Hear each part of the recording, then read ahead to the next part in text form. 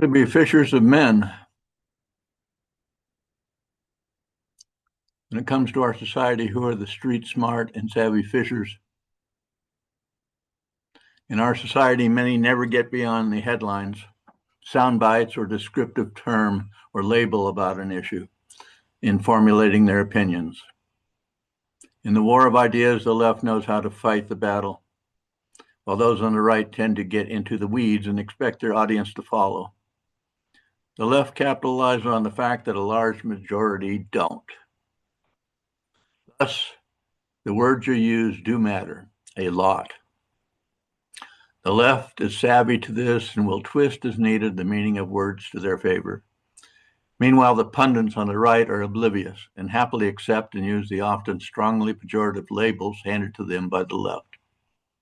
For example, every time I hear a pundit on the right state that it is capitalism that made America great, I cringe. Every time I hear a pundit on the right refer to leftists as liberals, I want to denounce the speaker and the statement.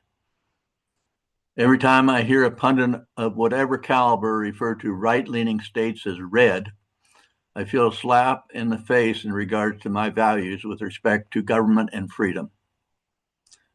I wonder how many others are out there that feel the same way and are concerned with how many of the less informed are negatively impacted by these and other such labels. Words like capitalism as an economic system, liberal for a political philosophy, and the color red with respect to government systems, all have strong immediate reactions in many people, especially those who seldom, if ever, go beyond the headlines or sound bites. It was the free enterprise system that made America an innovative and powerful economy. Much of modern capitalism is in cahoots with the left and globalism. In conjunction with government, it has decimated the US dollar, created dependency and debt rather than an economic independence, and in so many ways is the enemy of our freedom and prosperity. The positive facet of capitalism involves big enterprises, such as large facilities requiring large capital investments. With multiple investors, the facility can be put into operation, and those investors can then share in the ownership and profits of that enterprise. Too often, capitalism sees small businesses as an interference with its aspirations of monopolistic control, growth, and power. Yet small businesses account for about 2/3 of all net new jobs created in the United States, even over the last 2 decades. Regarding innovation, small firms produce 16 times more patents per employee than large patenting businesses and employ nearly 40% of America's scientists and engineers. However, capitalism has moved far from that to one more akin to market manipulation. There are many ways modern capitalism preys on our freedoms. A recent example is the COVID-19 government clampdown, causing between 1.5 to over 2 million small businesses to permanently shut their doors, while the big capitalistic enterprises were allowed to flourish.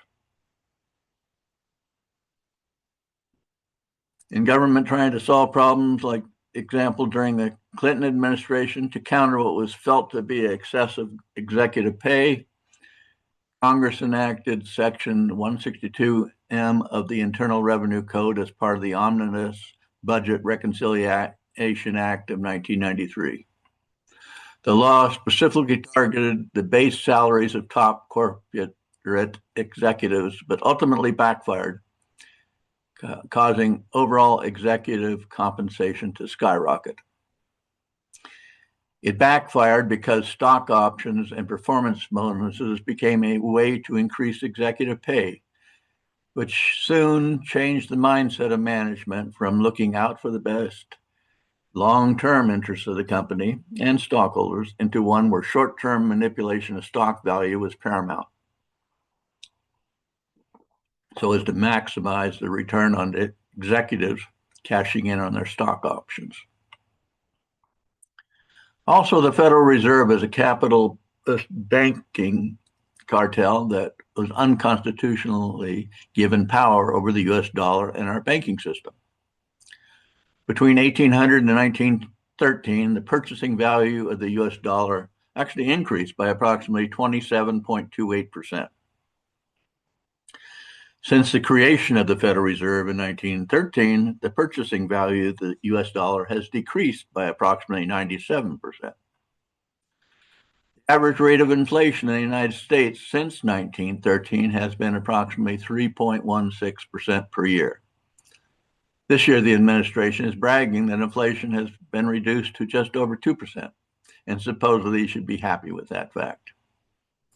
Though the big capitalists are often shielded from inflation's consequences due to their type of investments, those who have their money in savings or are paid wages are having percentage of their wealth stolen, are having a percentage of their wealth stolen from them annually. In my opinion, except for extraordinary circumstances, our money supply should not be expanded beyond that which would yield a net zero or even slightly negative inflation. In so many ways, capitalism, especially in conjunction with the government, have created laws that impede competition, increase housing costs, decrease employment opportunities, increase the cost of goods and services, including healthcare, all while steadily increasing taxation and growing the all too often counterproductive government. And this is not to mention the fraud and the waste that we see.